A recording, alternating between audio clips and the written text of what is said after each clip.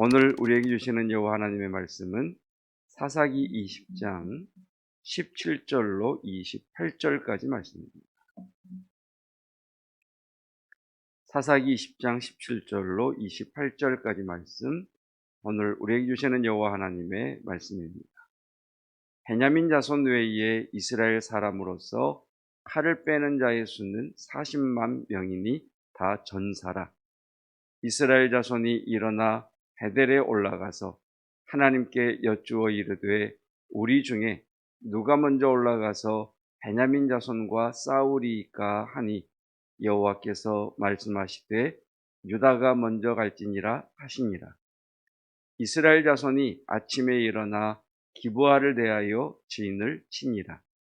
이스라엘 사람이 나가 베냐민과 싸우려고 전열을 갖추고 기브아에서 그들과 싸우고자 하매 베냐민 자손이 기브아에서 나와서 당일에 이스라엘 사람 2만 2천 명을 땅에 엎드러뜨렸으나 이스라엘 사람들이 스스로 용기를 내어 첫날 전열을 갖추었던 곳에서 다시 전열을 갖추니라.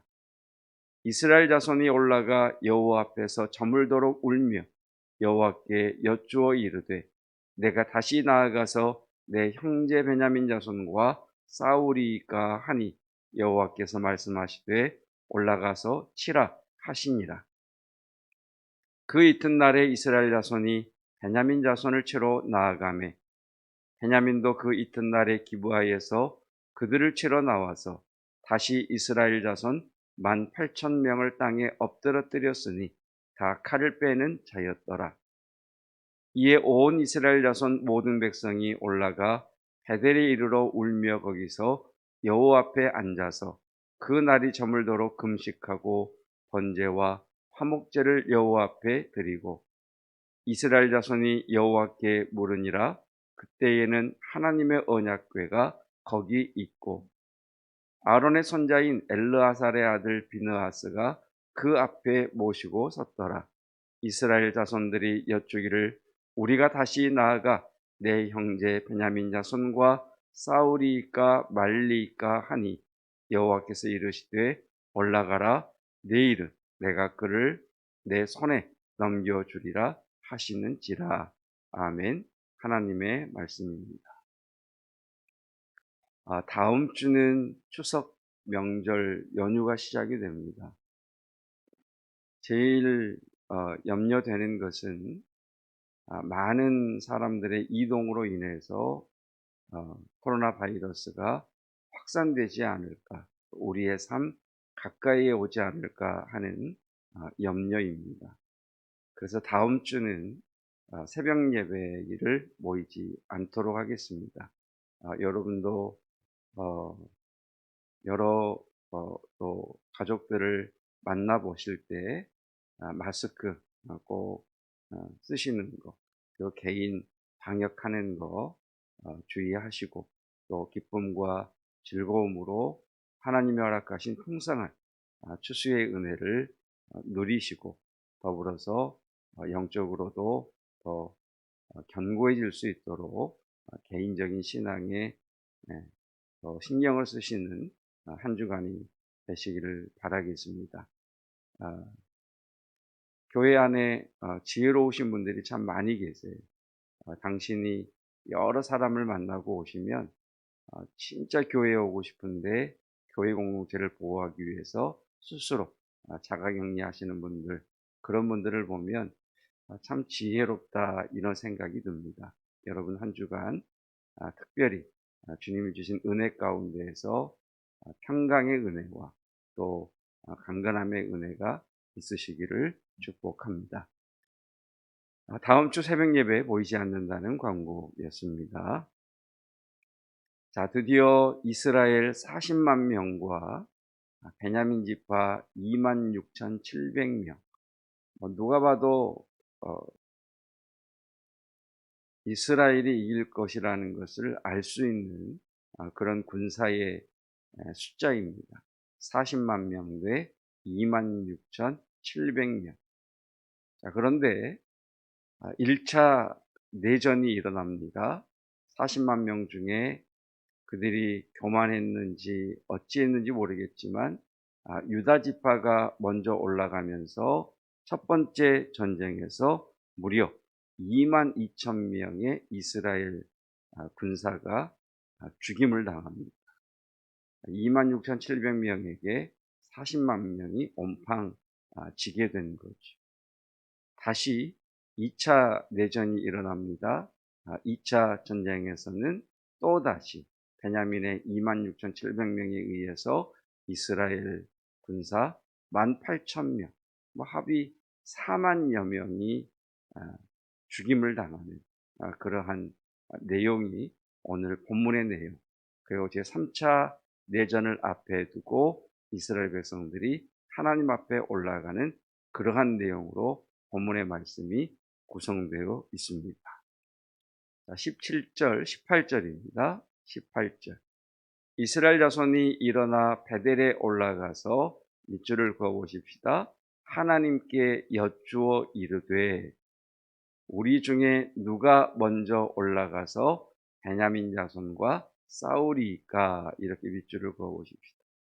하나님께 여쭈어 이르되 우리 중에 누가 먼저 올라가서 베냐민 자손과 싸우리까? 자, 사사기의 마지막은 왕이 없으므로 사람들이 자기 소견에 옳은 대로 행하더라. 하나님을 하나님으로 인정하지 않으니까 사람들은 모두 다 자기가 옳다고 여기며 살더라. 이런 말씀을 우리에게 주고 계십니다. 창세기 3장의 말씀으로 하면 하나님이 되려고 하더라. 스스로가 옳고 그름을 판단하는, 스스로가 남을 정죄하는 하나님이 되려고 하더라 라고 하는 그런 메시지를 우리에게 주고 계시지요.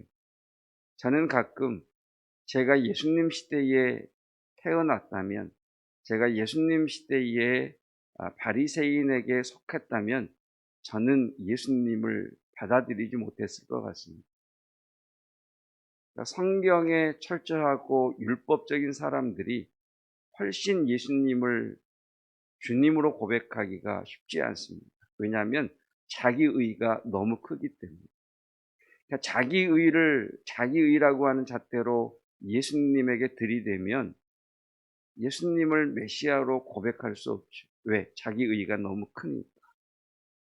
성경이 말하는 의는 하나님이십니다. 여러분, 하나님은 언제나 옳으십니다. 아멘. 쉽지 않은 고백입니다. 우리는 조금만 우리에게 어려운 일이 생기면 하나님, 왜 제게 이런 고통을, 하나님 왜 제게 이런 아픔을 이렇게 반응할 수밖에 없는 사람이기 때문입니다. 성경은 선하신 분이 누구시냐? 하나님이시다. 옳으신 분이 누구시냐? 하나님이시다. 하나님이 올라가라고 하면 올라가는 게 선이고, 하나님께서 스스로 예레미야 같은 경우 바벨론에게 항복하라고 하면 그게 선이고, 그러니까 하나님은 언제나 옳으시다. 이것이 우리 신앙의 기본이죠. 그러니까 지금 이 사사기 마지막에 벌어지는 이 사건들은 하나님은 언제나 옳습니다가 아니라 나는 언제나 옳습니다. 하나님 앞에서 나는 언제나 옳습니다. 그래서 본문의 내용을 보면 이스라엘 백성들이 하나님께 여쭙고 하나님이 올라가라고 그래서 올라갔는데 왜 2만 2천 명이 죽고, 아니 또 하나님에게 여쭙고 올라가라고 그래서 올라갔는데 왜 18,000명이 죽고 왜 이러지? 이런 의문이 생기는데 조금 더 넓게 보면 그것 또한 자기들의 의입니다. 자, 보십시오. 그들이 하나님께 여쭙니다. 뭐라고 여쭙니까? 우리 중에 누가 먼저 올라가서, 그러니까 올라갈까요 말까요가 아니라 이미 이스라엘은 베냐민과 싸우기로 결정한 겁니다. 그러니까 하나님에게 묻고 결정하는 것이 아니라 이미 결정해 놓고 그 결정에 대해서 누가 먼저 올라갈까요? 라고 하나님께 묻는 형식을 취하고 있습니다. 하나님께서 유다가 먼저 갈지니라 라고 말씀하시죠. 저는 이걸 종종 허용적인 허락이라고 말씀을 드렸습니다. 우리가 막 고집을 부리면 하나님은 그래 네 생각대로 해봐라 라고 허락하십니다. 무엇을 위해서? 하나님을 찾도록, 하나님께 돌이키도록. 자, 두 번째는 뭐라고 하느냐? 23절입니다. 자, 1차 내전에서 22,000명이 죽고 난 다음에 자, 이스라엘 백성들이 뭐라고 이야기하느냐? 중간 좀 그어봅시다. 여호와께 여쭈어 이르되 내가 다시 나아가서 내 형제 베냐민 자손과 싸우리까? 밑줄을 쭉 그어보십시다. 여호와께 여쭈어 이르되 내가 다시 나아가서 내 형제 베냐민과 자손과 싸우리까? 자, 내 형제, 형제의 동그라미를 해보십시다. 내 형제. 바로 앞에서 베냐민 지파에 대해서 이스라엘 백성들의 평가가 무엇이었습니까? 이 악행과 음행을 행한 망할 자들. 우리와 함께 존재해서는 안 될 자들. 그런데 이들이 1차 패배에서 무엇을 깨닫습니까? 아, 베냐민은 우리의 형제구나. 그래서 베냐민에 대하여 호칭이 바뀌죠. 내 형제 베냐민. 참 감사한 것은 그들이 하나님께로 조금씩 가까이 간다는 것인데 결국에는 여전히 자신들의 의가 남아있다는 것이 사사기에, 그래서 우리에게는 하나님의 은혜가 필요하다는 것으로 사사기는 결론이 나게 됩니다. 28절입니다. 28절. 아론의 손자인 엘르아살의 아들 비느하스가 그 앞에 모시고 섰더라. 이스라엘, 밑줄을 그어봅시다. 이스라엘 자손들이 여쭈기를 우리가 다시 나아가 내 형제 베냐민 자손과 싸우리까 말리까까지. 그리고 싸우리까 말리까의 동그라미를 해보십시오. 이스라엘이 두 번의 패배를 통해서 이제 결정권을 하나님에게 드리죠. 처음에는 뭐라고 했습니까? 이미 결정해 놓고 누가 먼저 올라갈까요? 그랬던 이스라엘이 세 번째는 이제 근본적인 질문부터 드리죠. 하나님, 싸울까요? 말까요? 처음에는 싸우러 결정해 놓고 이미 결정해 놓고 하나님 도와주세요 그랬다면 이 세 번째 질문에서는 하나님 어떻게 할까요? 할까요? 말까요? 원론적인 질문으로 돌아갑니다. 그러니까 이 질문의 순서가 바뀌었다면 얼마나 좋았을까? 이런 아쉬움이 남게 되죠. 말씀의 결론입니다. 여러분, 하나님은 언제나 옳으십니다. 하나님 없는 우리의 선, 하나님 없는 인간의 의는 결국 멸망으로 끝이 나더라라는 것입니다. 오늘도 하나님의 말씀에 이끌림을 받으시고 우리의 결정권, 우리의 주권, 우리의 그 모든 선택의 뿌리를 하나님께 내어드릴 수 있는, 그리고 하나님의 말씀에 온전히 달려갈 수 있는 저와 여러분이시기를 주님의 이름으로 축복합니다. 기도하겠습니다. 이미 자신들은 싸우기로 결정해 놓고 하나님에게 묻는 종교적인 행위만 가지고 누가 먼저 올라갈까요? 라고 묻는 이스라엘의 모습 속에서 이미 모든 것을 결정해 놓고 하나님께 우리를 도와주십시오라고 기도하는 우리의 연약한 모습을 보게 됩니다. 하나님, 우리는 판단자도, 우리는 다른 사람을 정죄하는 자도 아닌데 쉽게 우리는 다른 사람을 판단하고 정죄하는 우리의 모습 속에서 이스라엘 백성들이 베냐민 지파를 자신들의 공동체에서 제거하기로, 진멸하기로 결정했던 어리석은 모습을 또한 깨닫습니다. 두 번의 실패를 통해서 이스라엘은 우리가 올라가리까 말리까 하나님에게 온전히 주권을 내어드리는 믿음으로 돌아서는 그 모습을 바라보며 우리의 신앙 또한 하나님에게 내 삶의 주도권을 드리며 하나님은 언제나 옳으십니다 고백하며 나의 의가 아닌 하나님의 말씀이 나를 이끌어가는 성도가 되기를 원합니다. 하나님, 거룩한 주일을 준비하는 복된 예비를 되게 하옵시고 끊임없이 하나님과 함께 동행하며 말씀이 이끄시는 거룩한 삶, 말씀이 이끄심으로 열매 맺는 삶, 말씀이 이끄심으로 더 힘을 얻는 은혜가 우리에게 임하게 하옵소서. 하나님, 추석 명절입니다. 우리 수험생들에게는 또다시 또 한 번 자신들의 삶의 어떤 일정한 일관성이 하나님 무너지기 쉬운 그런 연휴와 분위기를 맞닥뜨리게 되는데, 이 고비를 잘 지혜롭게 넘기게 하여 주시고, 도리어 그들의 나를 날카롭게 벼르는 하나님 시간이 되게 하여 주시어서 끝까지 전심전력할 수 있는 은혜 주시기를 원합니다.